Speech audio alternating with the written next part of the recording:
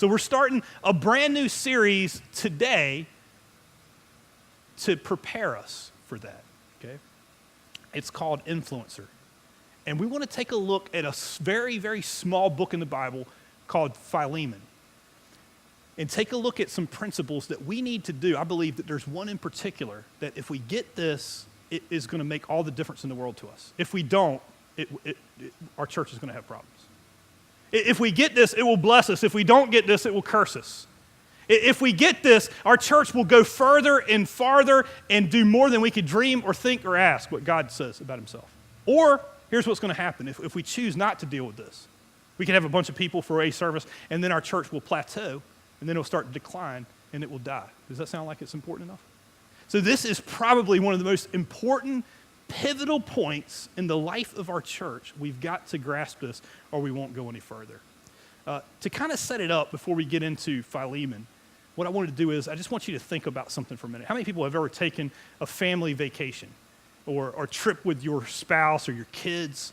And what is that like? Have you ever had that time where you go, hey, we're going to go on this trip, and it's going to be so awesome because the place we're going to is going to be super awesome. And so we're all excited, and when we start the trip, everybody is super excited about it. Everybody is ready to go on this trip, and it's super amazing. And then as you get going, and after you go a couple 100 miles, that people start to pick up some offenses. Have you ever had that happen? Where it's like the kids are sitting in the back seat, and they're going, don't touch me, you touch me, right? And then they're not touching each other. They're going, I'm not touching you. You ever seen that happen? And you're going, if you don't stop this, I'm going to pull the car over, right? Or you're going, hey, if you're like me, you're going, hey, I spent a lot of money on this, so I don't care if you don't like it or not. We're going to have a good time, so at least, at least act like you're having a good time, right? And you're going, how could this happen? Or have you ever been there where it's like, hey, you've been gone for a period of time, and then by day 10, or, hey, you're taking this big family vacation, and you're like, man, we can't wait to get back because it's just too much. We're just too close. We've been together too long, right? And it's like, we just need some space, man. It was like, this was awesome, and it was an awesome place, but the truth is that we're ready to get this over with because we're just bickering and fighting because why? Because somebody along the way started to pick up offenses, right? It happens. It's not abnormal. And by the way, it doesn't just happen with our kids, right? Have you ever taken a trip with just your spouse and you get driving and then everything's happy when you first go, and then all of a sudden, somebody's trying to read a map that doesn't know how to read it, and then it's offending the other person, and now you're starting to bicker, and then you said something in the way you shouldn't have said it, and they took it a different way, and now you're, right? And you're going, how did this happen? This was supposed to be awesome. Can I tell you why? Because you picked up an offense. You picked up an offense. And that's kind of what we want to lean into today, is that after 8 years or 800 miles into this thing, we've picked up some offenses. It's not if we have, it's that we have, because that's just natural as people. It's the way it works. If we don't learn how to overcome it, here's what's going to happen. Our church will grow, and then it will plateau, and then it will die. If we learn how to overcome it, God will take us further than we can ever dream or think or ask. Because one thing I know is this, is that God will not operate as long as we don't learn how to overcome offense. We have to. Is this important? It's so important that I would tell you that we cannot do the next part that we're talking about. We cannot invite people to this big service we're going to talk about until we get this right. Because otherwise people will come in to something that's full of offense. And by the way, the power of God will be absent from it. If we don't get a hold of this, the power of God will be absent from us. If I put it a different way, I would say this. Some of us have picked up offense, and the power of God is absent from us. We can't do this without God. Today we're going to learn how to do this. And it's found in one of the smallest books of the Bible. It's called Philemon. The other books of the Bible, some of them can be kind of huge. And a lot of the New Testament is letters that were written to the church. This letter, though, is more like a postcard. It's about this size. It's like getting something in the mail like this, and maybe you've gotten one from our church. And so what we got is we have a postcard-sized letter, and that's what this is, okay? The letter that this man received his name was Philemon, and he had a letter written to him from the Apostle Paul. Now, most of the letters that we read were addressed to a church, and then we take them as a church. But today, you're getting ready to read somebody else's mail. That's basically what it's like.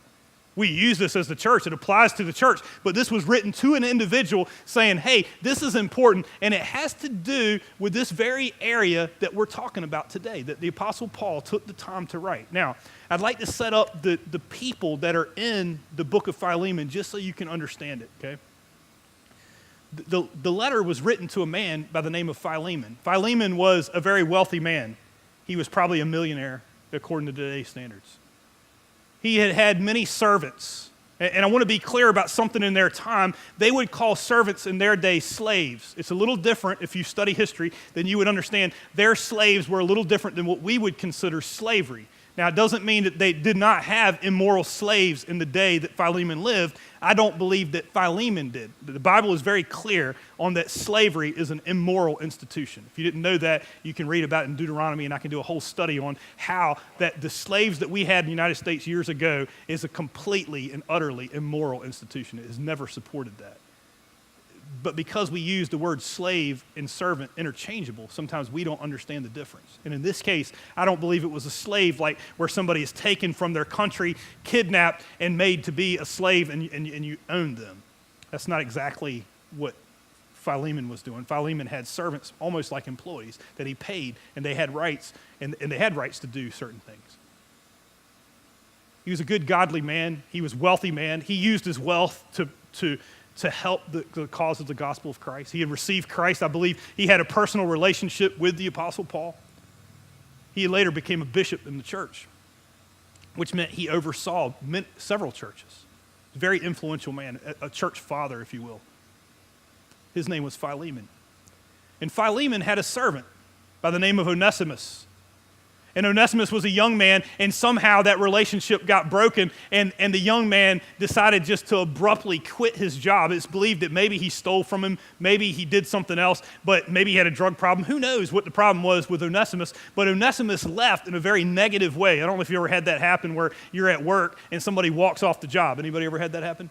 Where it's like, man, we're getting ready to have the biggest moment, or they just didn't show up. It's like, hey, we've gotten them here, we've trained them, we've done a lot for them, we've invested in them, and then I know as a church planner, I've learned this, right? These people that are so awesome and they think they're so great, but then on the actual day that you need them most, they don't show up. You ever had that happen? How does that feel, right? It's like, man, you bailed out on me when I needed you most after everything I've done for you. You ever felt that way? I've never felt that way, but I know some people have. And that's exactly how Philemon felt, and Onesimus left him. Later on, maybe a decade later, the Apostle Paul was in prison. The Apostle Paul, who was caught on the road to Damascus, if you read in the book of Acts, it's an amazing account of this man who used to be a Pharisee that became an apostle. And he believed in Christ. And he went around and he started churches all over the world. In fact, all the churches that were started pretty much outside of Israel, the Apostle Paul had a hand in starting most of them. Very strategic church planner. He was getting to the end of his life where he was in prison awaiting death. And while he was in prison, he wrote some letters, and one of them was to Philemon to say, hey, I've met this young man by the name of Onesimus that you knew. And he's saying to him, hey, there's these things that have happened, and today we're going to cover that, and these are the players. For us, it would be like if all of a sudden somebody that has offended you in such a horrible way, you received a postcard from Billy Graham about them that said, hey, I want you to consider a few things. If you're here today and you have an offense, you're going to want to lean into this today. If you're here today and you go, hey, there's somebody that just bugs me beyond recognition. If there's something about the church or something about what's happened over the last 8 years and you go, hey, I used to be really on fire. I used to really be excited about this, but somehow now it feels like every time I come there and I see them or every time I think about that thing or maybe they're even gone and you still have that negative monologue playing out in your head, you may want to lean into what we're talking about today. So here's what the Apostle Paul writes in Philemon. We're going to skip down to verse 10. He says this, I appeal to you, my son, for my son Onesimus.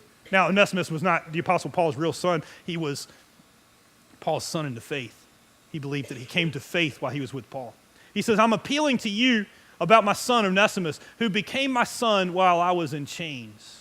Formerly, he was useless to you.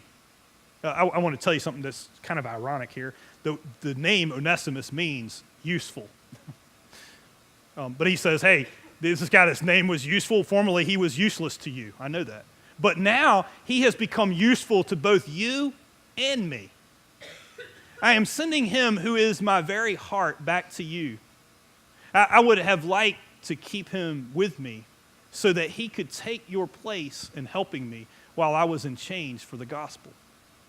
But I did not want to do anything without your consent, so that any favor you would do would not seem forced, but would be voluntary. Perhaps the reason he was separated from you for a little while was that you might have him back forever. No longer as a slave, but better than a slave, as a dear brother. He is very dear to me, but even dearer to you, both as a fellow man and as a brother in the Lord. So if you consider me a partner, welcome him as you would welcome me. Whatever happened with Onesimus and Philemon, there's one thing that's clear. Onesimus did Philemon wrong. Onesimus left things undone. I don't know if you ever had that. One of the worst things to happen isn't just the offense, but it's when somebody leaves and goes, hey man, there's this void, but you can't even speak to that person, right? They just disappear and you're like, man, I don't know how to fix this. This is exactly what happened. And I want you to think about if you had received a letter from the Apostle Paul or from Billy Graham, whatever makes sense to you, that said, hey, by the way, I came across this guy that was offensive. First thing I want you to think about is this. What does it feel like when you hear their name? Is there anybody that when you hear their name, you just feel it rise up in you? Anybody that's like that? If you see them or you hear about them or somebody says something about them, whether it's good or bad, but most of the time, what if somebody, this person that you think is so hideous, right? Or somebody that's really offended you, and all of a sudden they say their name and it's like it just, right? That's exactly what it's like. And the Apostle Paul is challenging him with something today that I believe this letter is as though, even though it's written to Philemon, it's written to us as a church. It's written to us as individuals to say, hey, if you have somebody that's like that, we're going to have to do a couple things.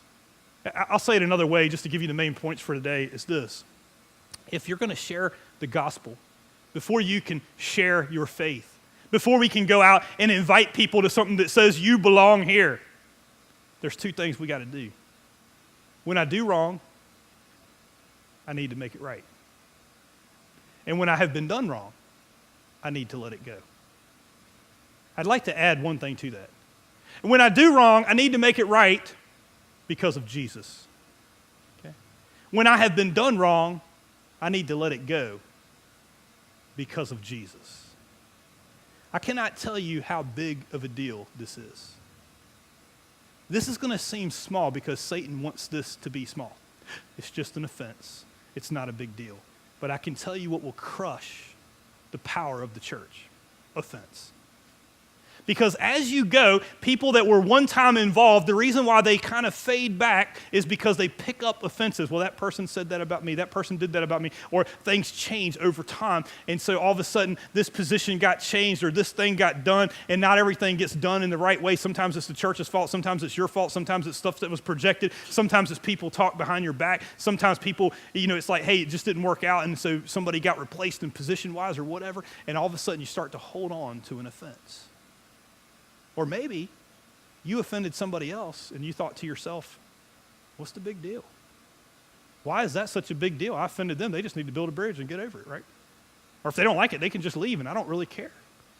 But I can tell you that that's not a Christian worldview. I can tell you from the Apostle Paul, and next week we're going to spend more time talking about his viewpoint on this letter and why he wrote it. And so today is just the tip of the iceberg, but I wanted to share with you is that the Apostle Paul had reasons why he used to handle things that way, and now he's using his influence, he's using his leverage as the apostle at the end of his life when he had so many other things he could focus on to say, I think the most important thing is for us not to hold on to offense. If I've done somebody wrong, I need to make it right because of Jesus. If you're a follower of Jesus, it means you can't do somebody wrong and not make it right and continue to follow Jesus or have the power of God in your life. Can I tell you what's equally true? And this one's harder. When I have been done wrong, I cannot have the power of God in my life if I don't let it go. Impossible. Impossible. It's impossible to have the power of God and to hold on to offense. It's why it's the greatest tool that Satan will ever use in the life of church, and it's exactly where we are after 8 years. It's not if we have offense, it's we have offense. There's no way we could spend 8 years without picking up offenses. I know I never have. I have. right? And I've had to learn, hey, I have to learn how to let it go or the power of God will not operate in my life. Satan will use it more than anything else. What he wants to whisper in your ear more than anything else. It is most definitely the bait of Satan. There's a great book by John Bevere called The Bait of Satan, if you ever want to read about it. And the entire book is about the thing that Satan will use the most in the life of a Christian is offense. That if I can get you, it is the chink in your armor. You may have all the other armor on, but if you take offense, if you hold on to offense, it is the place that he will destroy you. Because here's what he's going to do. Every time you walk in, what happens? You think of that person, right? Every time you get ready to do a good act, all he does is go, remember that? You have the same thing happening? I just want to give you just a little bit this morning before we go any further, just a little bit of a description so that you can kind of say, hey, is this how I feel? Do I have an offense? Here's how you can tell, okay? The person that's offended, basically what they're doing is an offended person is a hurt person, right? An offended person is a hurt person. Somebody took something from me. Somebody did something to me. Somebody said something about me. There's a debt that needs to be repaid. Let me ask you a question. Do you spend time in your mind? Do you ever have imaginary conversations? This is how you can tell. About that person. That when you hear about them, all of a sudden your blood pressure rises. I know, you hear somebody say their name, and all of a sudden you can't stop thinking about them.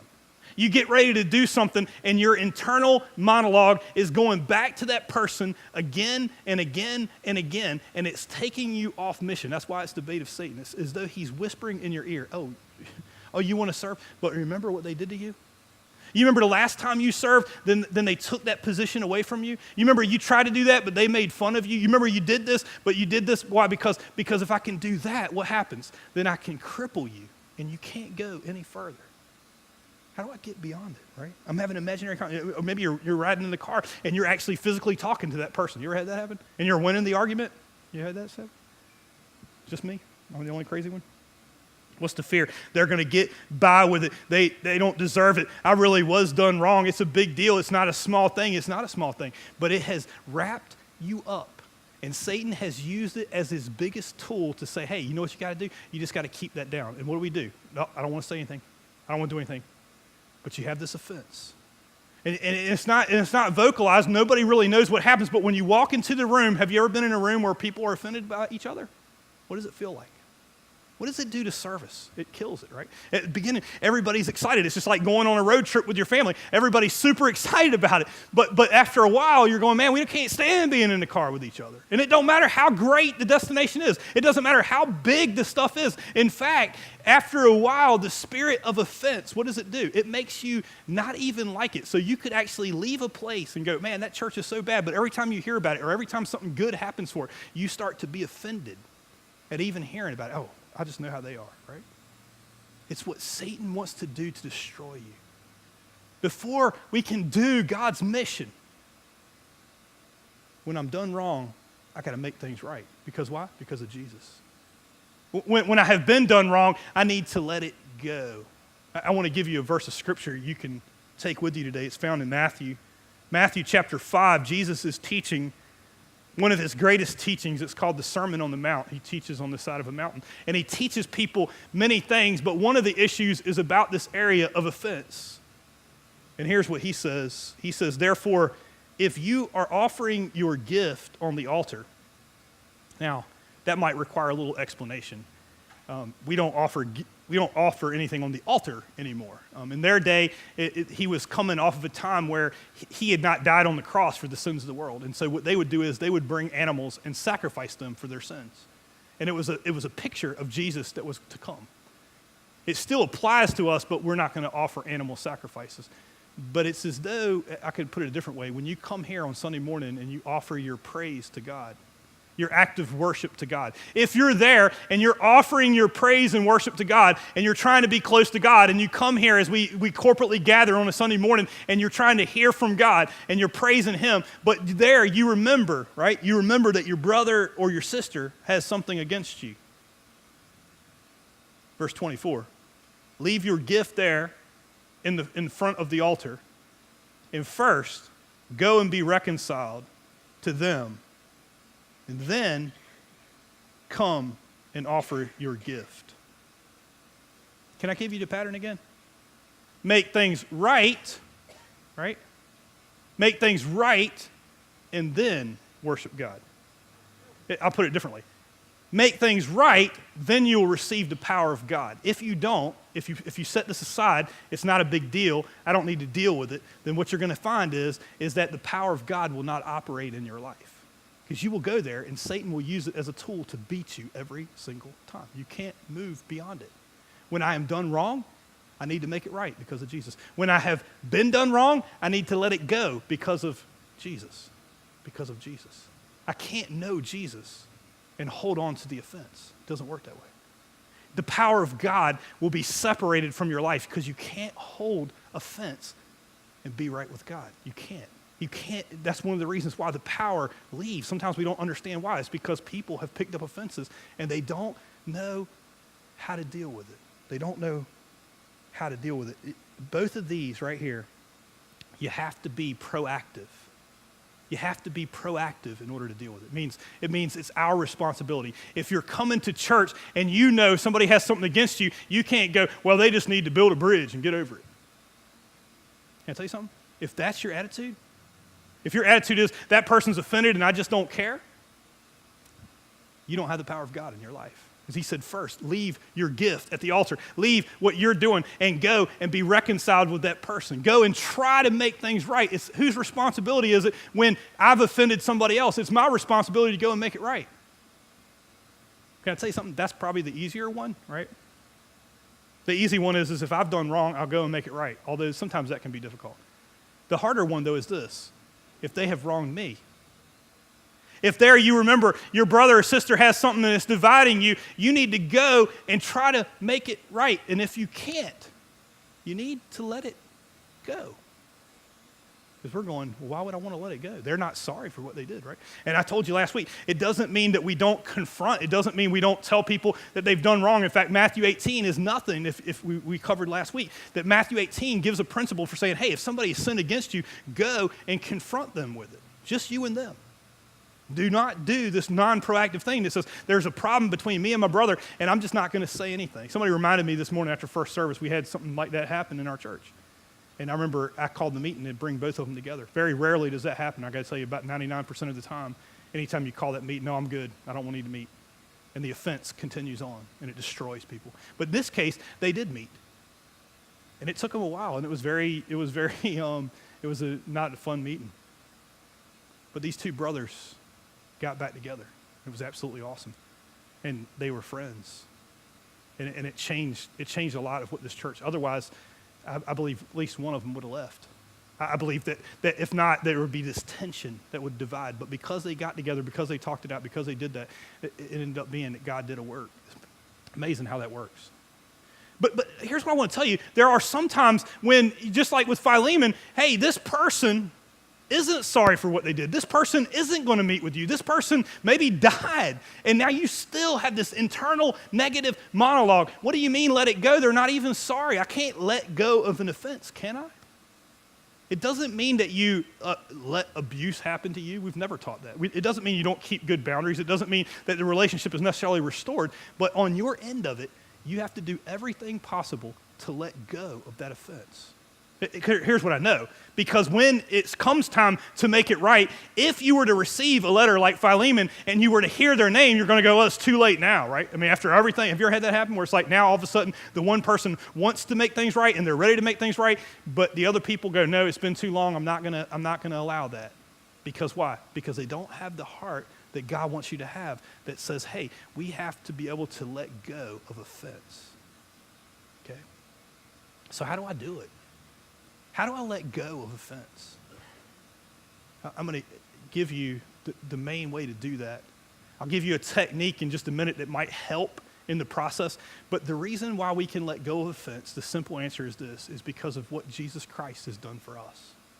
That the reason why we can let go of an offense is because Jesus Christ has come and he died on the cross for our sins. And if you want to know if you have truly let go of an offense, then the indicator for you would be this. Can you pray, not that that person will be in your life because maybe they're abusive and they can't be in your life, but can you pray for that person that they'll be happy, joyous, and free? I'm going to tell you, that's hard, isn't it? And that can come back on you, and maybe it takes some time, but what you got to do is you got to come to the place where you go, hey, when I hear the negative internal monologue, I've got to get to the place that because I go, hey, Jesus died for my sins and for theirs, I pray that person will have a right relationship with God. I don't pray for revenge. What I pray for is that God will help them become happy, joyous, and free. By the way, the only way to be happy, joyous, and free is to have a good relationship with God. And if you can pray that, then you know, hey, I have overcome offense. If you can't pray that, if there's ever a time there's a person that you're going, I cannot pray for that person to be happy, joyous, and free, you got a problem. And by the way, your problem is separating you from the love of God. Your power, it's separating you from the joy of God in your life. So I just want to give you just a simple technique, and I'm going to share one more thought, and then we'll be done. The simple technique is this. There's a great Christian song that was written a couple years ago that I wanted to share with you today that you could sing. That was going to help you with this, okay? It was written by a great Christian organization called Disney, okay? Sorry. but I do think it can help you. And the name of the song is it's the number one song. In fact, I've been to so many different places that all of a sudden that you'll be there with a group of kids, and if they play this song, every parent in the room knows this song. Every grandparent in the room. I was at the zoo one time, and they had all the kids singing, and every parent in the room, they could shut off the words, and they could shut off the lyrics, and everybody knew the song. Do you know what song it is? There you go. Let it go. Is there anybody that hasn't heard of that song? You live in Zoo now? I'm just playing. Just kidding. I'm just kidding. Most of us have heard of that song. Why am I bringing that up? Because here's what I know. If you take yourself too seriously, here's why I think it works. The times that you are offended, the hardest thing in the world is this: I will not be vulnerable. Is that true? I lock down. You go, hey, I don't want to appear vulnerable at all. And I understand part of the premise of that. If somebody's trying to do damage to me, I can't be vulnerable. I get it. But you can be vulnerable with God. And if you're going to let it go, it takes humility, doesn't it? Because they did me wrong, and I deserve this, and I have finally pushed my feet into the ground, and I'm going to hold on to this. And every time that comes up, the first thing you need to do is you need to pull out this song, and there's lyrics online, and start singing. You get it?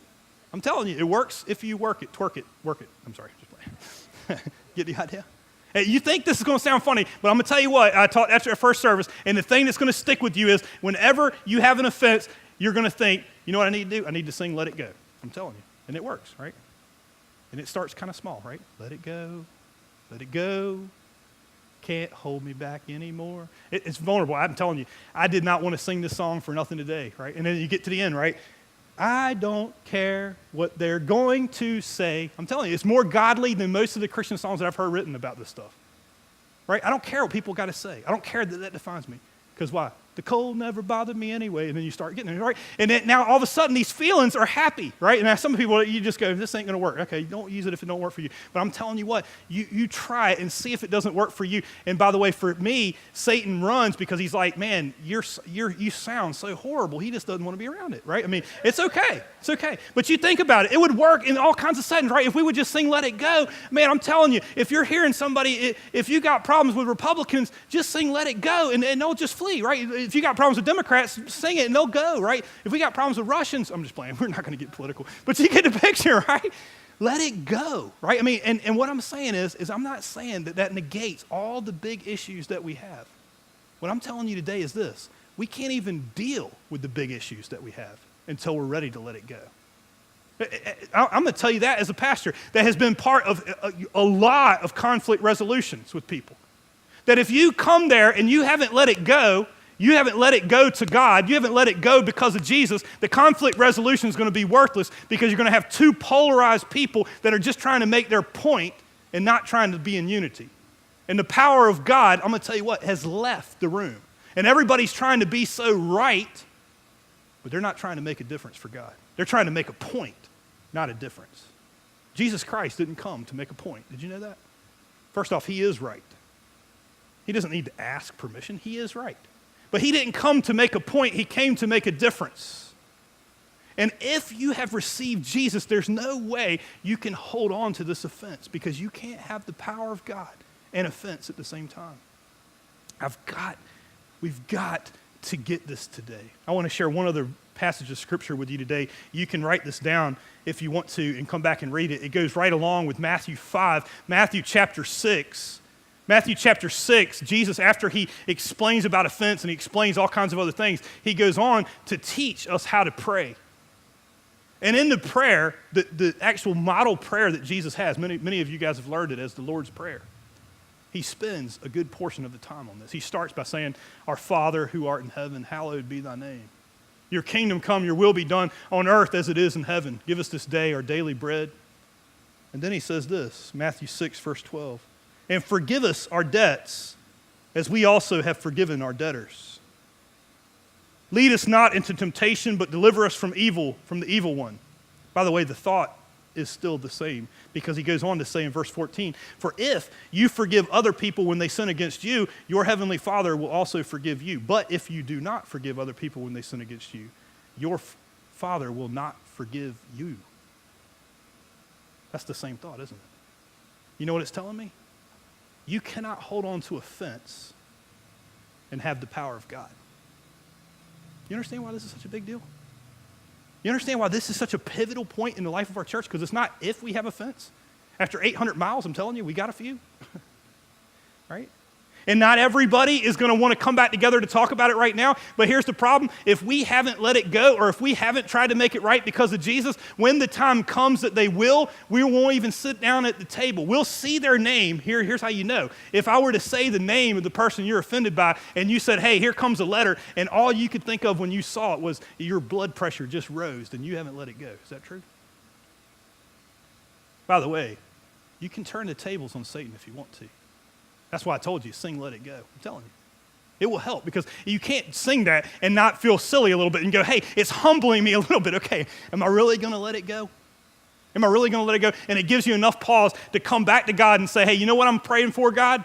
I'm praying that I don't pick up that negativity anymore. I'm praying that when I hear their name, it won't feel like that." Because by the way, this is an exercise. This ain't going to happen overnight. If you think you're going to hear their name and then you go, "Today I feel pretty good," but then tomorrow all the negative thoughts come back, right? And he works you over and it's just going and going and going in your head. That's why you're singing Let It Go, because you're going to be louder than him. You get it? You're going to have to be louder than him and remind him, "You don't define me. God defines me. I can let it go." Well, you can't let things go because they offended you. You can't let things go because they'll abuse you. But I can let it go because of what Jesus Christ has done for me. And you're getting your focus right back on the right place, or we will never be the church that God wants, because we will have offenses all over the place. And every time you try to serve, you know what's going to happen? You know what's going to happen? Do I need to tell you? Because some of you, that's right where you are, right? You get ready to serve and you go, "Remember what happened the last time? Remember when you tried and then they did this thing that was so hurtful to you? You remember when this happened and you're so hurt? You remember when that happened and you're so hurt?" Or maybe it's, "Hey, you remember when you did something so wrong? God can't never use you because you never went back to make it right." It's time, right? Before we can share our faith, before we can bring people together, before we can do what we're going to talk about in this series, right? You belong here. We'll put it up here on the screen. You belong here. Before we can do this, we got to get over our offenses, right? Because we could have everything right. Did you know church can be the meanest place you've ever been? Did you know that? You want to know why? You want to know why? Because it almost feels like, man, is the power of Satan operating in that place? Yeah, can I tell you why? Because we never learned how to get over offense. That's why. Because it's speaking the language of Satan. He's going, "Hey, you want to serve God, but you can't." Right? Every time you do it, it's going to have a piece of your heart. So what do you have to do? If I've done wrong, I've got to go back and make things right because of Jesus. I can't let somebody else suffer with an offense. And if I've been done wrong, I've got to let it go. And then I've got to work through the process. I understand it's going to be a process. I understand not everybody, it's not going to work out, and we're not going to have personal relationships, and I'm not going to stay in abuse and all that. But what I'm doing is this. Everything on my end of the scale, I'm going to let it go to God because of Jesus. And if I do, the power of God will rest on me. Because what did he say? If you forgive other people their sins, God will forgive yours. If you don't, he won't. And some of you guys, you've picked up some offenses. And if you were to let it go, can I tell you what's going to happen for you? The same thing that happened for me. The power of God will come back into your life. This thing works, I'm telling you. It works every single time. It's nothing new. It's just saying, hey, if you were to let it go, the power of God will come back. But if you hold on to offense, you cannot hold on to offense. If there's ever any lesson that I've ever learned in my whole life, you cannot hold on to offense and have God too. You can't have the love of God. You got to choose. And it's our choice today what kind of church we want to be. It's our choice what we want to do to go further. I hope and pray that you will. Because here's the thing. We have some amazing things that are going to happen, and you could come here and we could invite people and we could do this together and we could have people and help them say, hey, you belong here. By the way, the reason why we have to get this right is because they're like us. I haven't even skimmed the surface of the book of Philemon. Next Sunday, we're going to talk about the Apostle Paul. And you're going to see why he was able to write this letter. Believe me, we got to have it. Because the reason why, and just to give you a glimpse into some of the stuff we're going to look at is he understands that, hey, I understand offense because I've been there, right? And the people that walk through the doors, you know how they're going to come in? Just like this. Some of you guys are like that this morning. I see you. Crossed arms, right? Try to bless me. They're offended. And you think we're going to reach out to them when we're in offense, we're going to take offense to them. And God is saying, you have to let this stuff go first, or you're never going to have the power that I want you to have. You can't live in offense and minister to people. You're not going to do it. You'll cast them out. You'll hurt them. You'll hurt everybody. So what we got to do is very simple. If we've done wrong, we got to go make it right because of Jesus. If we've been done wrong, it's the hardest one. I got to let it go because of Jesus. And if we do, the power of God will flood on us in ways that you can't even dream or think or ask. I hope you'll be part of it, okay? Can I pray for you guys today? Let's stand for prayer.